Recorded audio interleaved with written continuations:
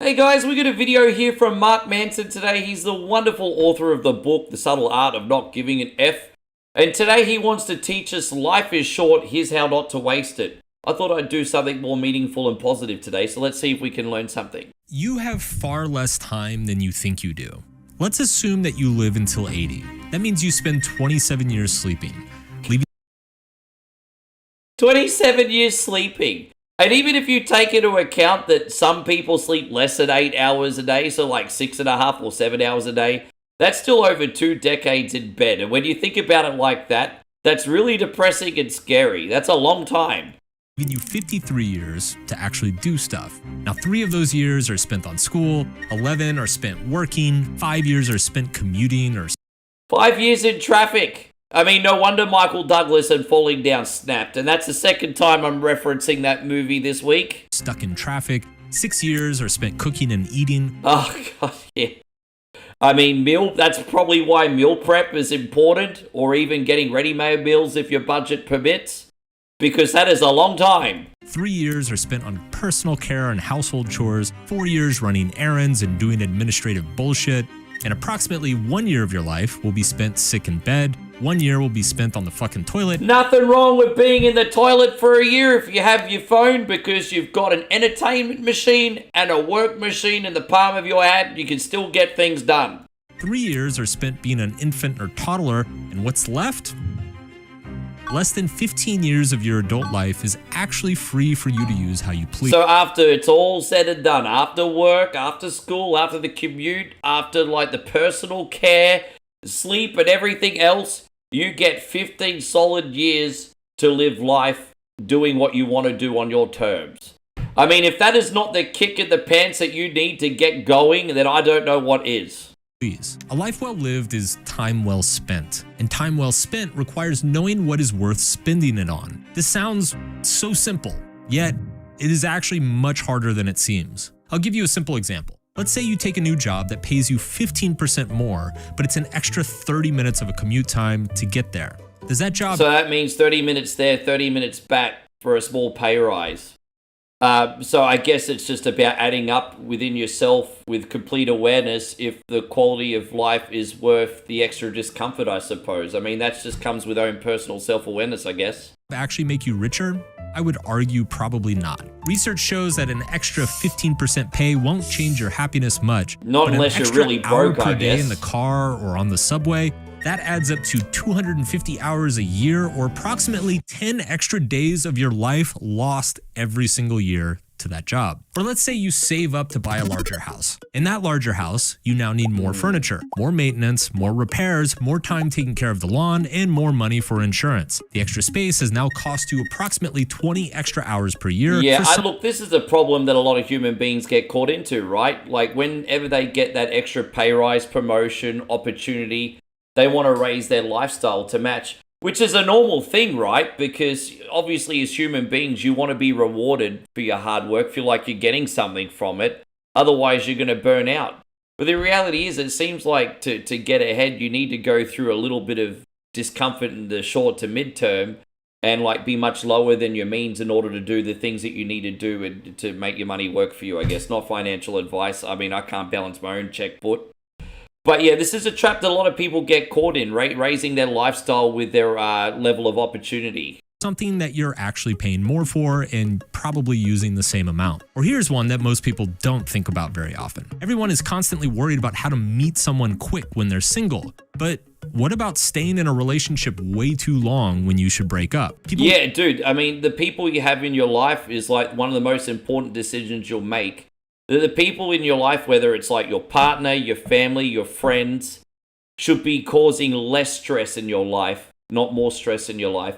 And I know that's easier said than done, especially when it comes to, in particular, family obligations, because some people will have people in their family that are judgmental, don't support them, or even respect them, but you still feel obligated to them because of family, right? And so that's probably having the right people around you. Again, sounds so simple, but probably one of the hardest things to do. You have to do it. Complain about having to go on dates for months, but those are the same people who will stay in a terrible relationship for years. We optimize our lives for everything except for time. Yet time is actually the only thing that matters. Warren Buffett is 95 years old and worth $146 billion. But let me ask you this. How much money do you think he would spend if he got to be 20 years old again? He would probably spend all 146. I'd love to see that old dog, because he's like in his late 80s, early 90s now. I'd love to see him spend his money just like it's the last day on Earth, because for him at his age, it probably will be. So I'd just love to see him pimp daddy it out, frickin' Hugh Hefner style, and document the whole thing on YouTube, which has absolutely nothing to do with this video today. 6 billion. That's because the only real scarcity in life is time. The scarcity of everything else is merely a function of the scarcity of time. The money you make is ultimately defined by the value of your time. Your health is largely dictated by how much time you've been alive and how you've treated your body during that time. Yes, and we have to look after this vessel, make good decisions as quick as we can. I feel like I'm going to pay for my DJ lifestyle in my 20s and 30s a little bit later on. Thankfully, I might have gotten this under control before it's too late, looking after my weight and everything. But yes, unless you were like a George Burns, an anomaly that well into his 90s was smoking cigars and drinking booze, yes, you have to look after your personal vessel. Skill and talent is primarily a function of time. Wisdom and education is primarily a function of time. Even your relationships are reflections of the aggregated quality of shared experience across, you guessed it, time. Time is the most valuable asset because it's the only asset we actually have. In many ways, this is all wisdom really is. An understanding of time. A young person will squander loads of time to get a photo with a bunch of hot girls on a boat and impress his friends with his bitchin' ass jet ski, whereas an older person recognizes that these things are probably a waste of time. I mean, I learned better later than never, right? I mean, in my 20s, I was doing all that garbage with the girls and the jet skis and the parties and everything. And probably well into my 30s as well. I hate to admit it, because at that point, it starts to get really lame. But, I'm approaching 45 next month, and, while that stuff is all fun, and sometimes you even miss it, you just realize that there's other things in life that you can look forward to. And that's why it's important to find hobbies or a purpose or a why, so you can keep building to the future rather than being, melancholy for the past? I hope that's the right word, but I think you get the point I'm trying to get across. That's what makes them wise. And why does the older person probably know this?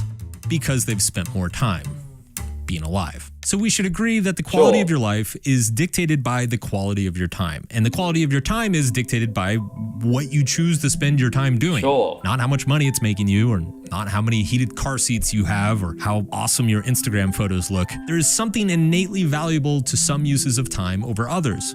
But how do we know what those valuable things are? Well, the answer to this comes from an interesting place. A modern philosopher who was taken away way too soon. Ernest Becker was a professor at UCSF in the 1950s. Now, he had this weird interdisciplinary study of Zen Buddhism and Freudian psychoanalysis. And it's from this weird marriage of two completely disparate traditions that we get the genius of his insight. See, Becker was a bit of an iconoclast. He would dress up and do weird things in his lectures. He would teach anthropology in a philosophy class and psychology in an anthropology class, and he was just always going against the grain. He was highly prolific, writing half a dozen books by the time he was 30. But then he got a terminal cancer diagnosis. And while laying on his deathbed, he wrote his reflections and the summation of everything that he had learned in his short life. The result was a book called The Denial of Death. And in it, Becker argued that everything meaningful and valuable in life is determined by the chance it has to remain valuable after we have died. In other words, spending our time well means spending time in ways that accumulate value even after you're dead. Becker argued that we all create our own immortality projects, essentially representations of ourselves, or more accurately, our egos, that will persist and last long after we're gone. Right. I mean, I know what legacy is, and so, like, the fruits of your labor in your lifetime, right? The people you touch, the works you've put out there, and everything you've done on this earth could either be wide-reaching or like, just be a small ripple in a big ocean, if that makes sense. And so I know what legacy is, but this sounds like something... Wow, it sounds like legacy, but it sounds like something different at the same time. Fascinating. Hopefully I can get the point of what he's trying to say here. It could be our name on the side of a building or a spine of a book. It could be a large, loving family or contributions to a community. There's an old proverb that says that each person dies twice, their physical death and then the death when the last person forgets who they are. Becker would argue that everything meaningful we do in life is to prolong that second death as long as humanly possible. Therefore, a valuable life... yeah, so I kind of know what he means. So when you pass away, so the first death is when you pass away. And so the people that will remember you is like, you know, your grandchildren, your kids, maybe some of your friends that are still alive. But then once they're all gone, unless you've done something, I guess you could say, extending past that for the world, whether again it's some kind of media, invention, whatever, then the second death is when the last person that dies that's remembered you, if that makes sense. Not to be dark or anything, but that's so fascinating. What an interesting name for that term. Or that is time that feels valuable, is spent on things that have the potential to transcend you after you die. Yeah, right. This is paradoxical and counterintuitive, but also incredibly profound and important. It's why family and relationships feel so valuable to us. It's why serving some greater cause or purpose feels important. And it's why grinding your way to a 20,000 rating in Counter-Strike feels, well, kind of empty. Even if... When it comes to video games, I mean, you guys know I do video games for a living, but the reason, like, I build a community and do video games is because I hit my rock bottom about 10 years ago. My DJ career was in the toilet because I was starting to get into my mid-30s and, you know, it just wasn't working out so much anymore. Broke up with a girlfriend at the time. Was barely making ends meet in a very, very small apartment. Even then I couldn't afford the rent, even before prices now. And it's just, I just didn't have any direction, a why, and I was really just coasting. And, you know, as I said in John Wick, you know, a man without purpose is a ghost looking for a grave. Yeah, I'm not trying to digress too much, but whether it's video games or something else, if it's not purpose-driven, then maybe it's better to put your energy into something else. If you do achieve it, you can't take your Counter-Strike rating with you when you're gone, but all those other things, you continue to live on in some form or another. So ironically, the most valuable experiences that you can invest your time in are the experiences that help you transcend yourself. As Pablo Picasso once said, the purpose of life is to find your gift, but the meaning of life is to give it away.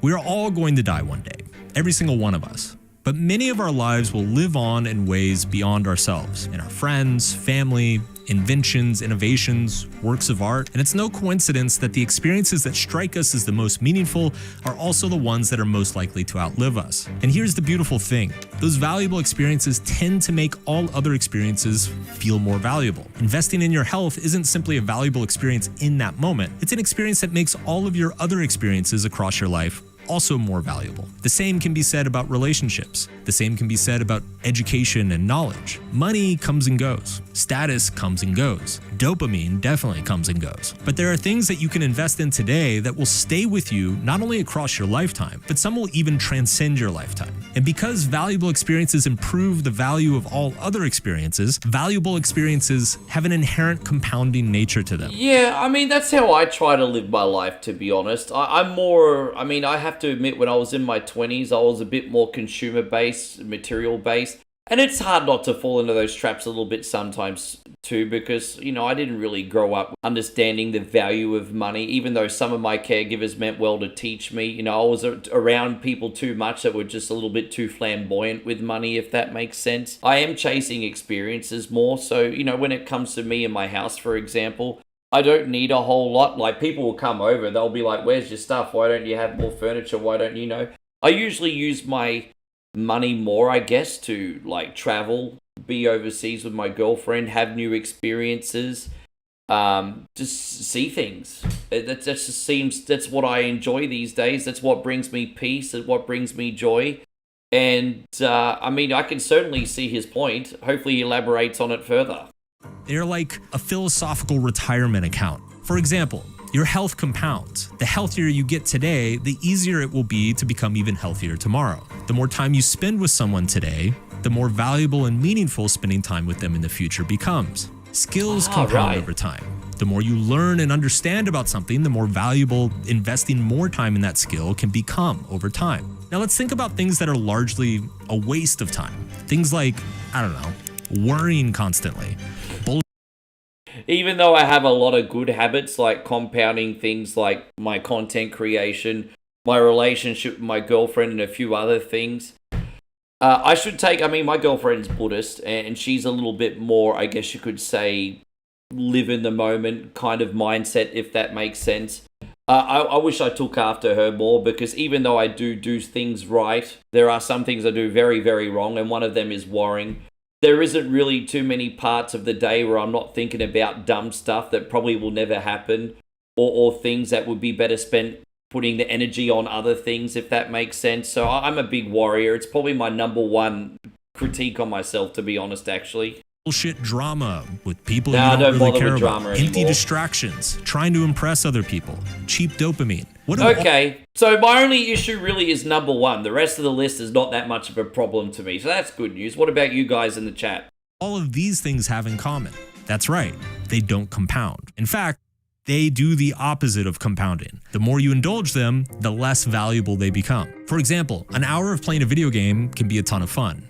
The second hour is cool. The third is starting to become a little bit of a problem. You should probably get up off the couch and touch grass or something. But hours 12, 13, and 14, let me speak from experience here. That's where the self-hatred is setting in. That's where you're probably a neckbeard in your mom's basement at 4 a.m. and you secretly just want to crawl in a hole and die. You get to that point like this, guys. It's just...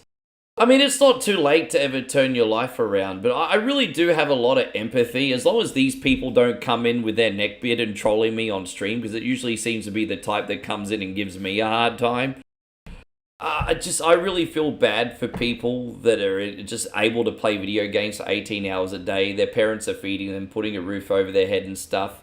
Just to have no drive, ambition, or longing for something better. Hey, look, you know what? If that's genuinely what you want to do, then at least be the best at it, and then that's something. It's totally up to you what you want to do. But, yeah, there's definitely more to life. But I think, yeah, it's a bigger issue than just wanting to stay home and play video games all day long. I think if you're willing to do that, you're probably feeling quite defeated. It's pure degeneracy. Man, bathroom! Or think about status games. You buy a fancy watch to impress the bros at work. You buy it, they're impressed, but then the next day, well, they're not so impressed. In fact, they don't really fucking care what your watch is anymore. So you feel a need to impress them again.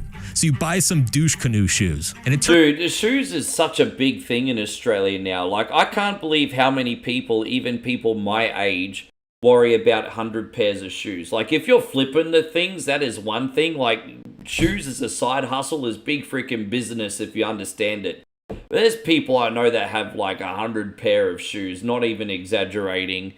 And they kind of laugh at me because I keep my sneakers kind of simple and I only have a half dozen pairs of shoes. It's just why do you need more than a half dozen pairs of shoes? Even that's a lot. But I don't get it. I don't get the whole shoe thing. Turns out that those douche canoe shoes were last season's fashion. So now you feel like a real doofus. You wasted a bunch of money on a bunch of people who weren't even really thinking about you. So to drown your sorrows, you go play video games in your mom's basement until 4 a.m. This is the sort of anti-compounding that is true of pretty much anything that's bad for you. The more you party, the less valuable the next parties get. The more alcohol you drink, the worse the next drink for you is. The more you jerk off, the hopscotch... Yeah, that probably with the whole partying thing explains why people go heavier into the alcohol, the substances and things like that, because it's the anti-compounding. So, it's like when someone does the white powder for the first time and then it's just they'll need a bigger hit next time. And it's the same with the party. It's just oh, yeah, we did this party before. How can we make it more exciting? And then you go towards the other bad habits and they're all a byproduct of each other. And yeah, wow. I'm surprised I didn't turn up more messed up than what I did. I'm glad I came out of that scene unscathed myself. But yeah. Fetish porn, the more... Well, you get the point. These non-valuable experiences also suck because they do not transcend your life. Even the best party in the world is not going to matter when you're 80 and on your deathbed. Sure. The fact that you beat Elden Ring in a single sitting won't either. Well, not unless you turn it into content. If you beat Elden Ring in one sitting and you turn it into content, you're probably going to have hundreds of thousands of views on YouTube because that's quite impressive. But if you're doing it to no one else but yourself, it's a big waste of time.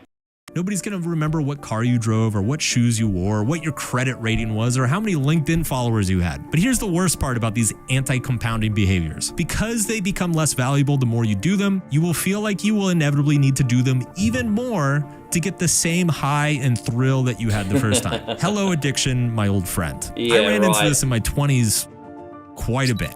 I decided to become a digital nomad, and in 2009, I packed up my laptop, a small suitcase, and I set out for Argentina for a life of partying, girls, Fernet y Coca, boliches, more parties, and more girls. Dude, that was like me in my 20s, but in Australia.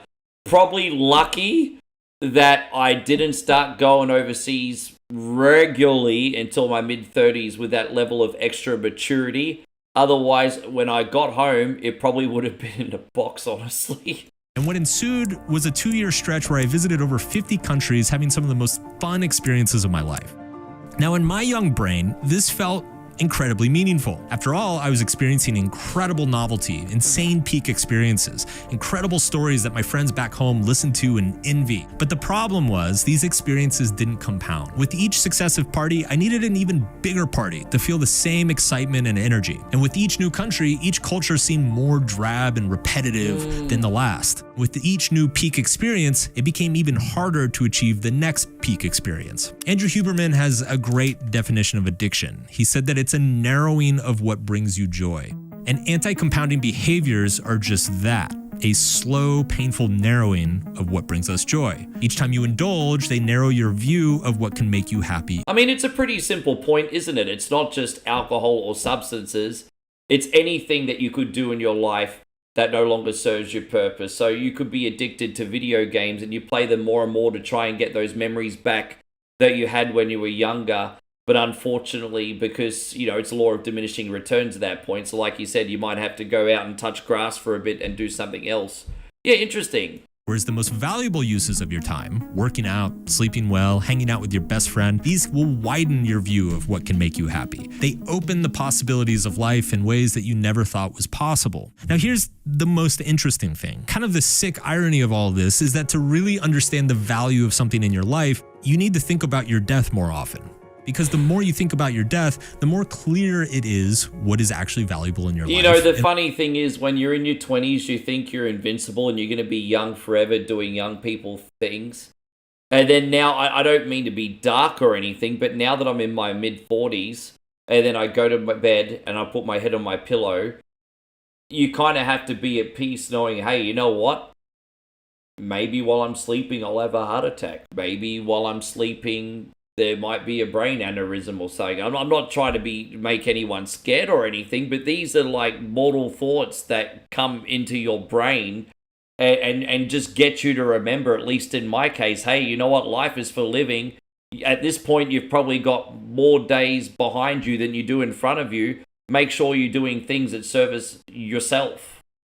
And what is a waste of time? And the more urgency you then feel to spend on what's valuable. But thinking about death is fucking scary. It's uncomfortable. It's not fun. Yeah, sure. Nobody really wants to think about their own death, especially because thinking about it forces us to reckon with all of the shit decisions we've made throughout our lives. Therefore, most of us avoid thinking about it, which is ironically kind of the point of all the ways we waste our time. See, the point of distracting ourselves, the point of numbing ourselves, the point of setting off on these crazy pursuits that are just a waste of time, the whole point is to actually help us forget our own mortality. See, when you're actually spending time in an incredibly valuable way, when you're spending time with your family and young kids, or you're doing something incredibly meaningful and impactful at work, you become acutely aware of how transitory that moment is, how that moment might not ever exist again. Hell, there might not be many moments like this that ever exist again. And that's fucking scary. That's terrifying. Paradoxically, it's the best moments in our lives that make us most aware of how transitory and temporal our lives are. Yet it's what... Yeah, and it's just why it's so important that people try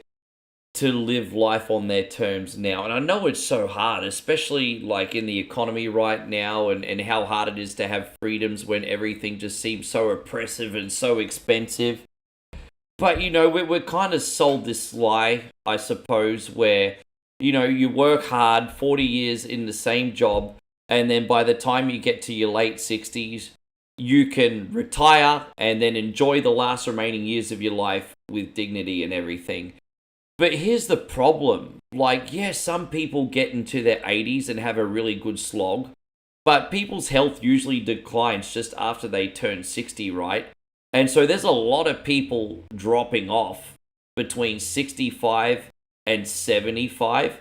And boom, they've done all the right things like society and everyone else has told them, and then they haven't been rewarded for it, and boom. So it's easier said than done, I know, and I don't know the I guess you could say the individual solution for everyone, but it's just so important that we really try to start living for ourselves and doing the things that are important now, because retirement is not at all guaranteed. When we're wasting time, that our minds are completely numb and distracted to any of the reality of our meager existence. The reality is that this and every moment is unique and scarce and precious. To move away from addictive behaviors towards enhancing behaviors, we must think about how limited we are. We must think about our life as a finite resource, something to be managed and leveraged, not to be wasted or thrown away. And I would argue that this is not a productivity issue or a lifestyle issue or an optimization issue. It's a moral issue. You and I were blessed with perhaps the most rare and unique gift in the known universe: consciousness, the ability to reason and plan and think and change the course of history. To our knowledge, this intelligence, this qualia, is not experienced by anything or anyone else in existence. I mean, it's pretty powerful when you think about it that way, because we're conscious and because we're here and we have this body that's within reason physically and mentally able to do anything. It's like the world and everything out there is for our taking, right? And when you think about it like that, it just makes you think that almost anything is possible. And it's almost inspiring in a way. The miracle of this consciousness is that it can engage in activities and pursuits that enhance itself, that make it even more capable, more powerful, and more clear. In fact, this consciousness can grow so powerful and influential that remnants of it can echo and reverberate throughout existence long after its physical form is gone. This precious gift, this most scarcest of resources, is only available to you for a short amount of time. 80 years, in fact, but of those 80 years, only about 15 of them are left up to your own decisions and devices. So are you going to use it well? I would argue that you have a moral duty to, a responsibility to use it well, not just for yourself, but for the rest of us. Man, I tell you what a powerful video. Thank you, Mark Manson. Love your books, bro. And I hope you guys got something out of this. A little bit of a different direction for today's video, but thank you very much for watching. Please make sure you give Mark Manson a sub. Give us a sub as well. Let us know your thoughts in the comments. We'll see you on the next one. Take care, everybody.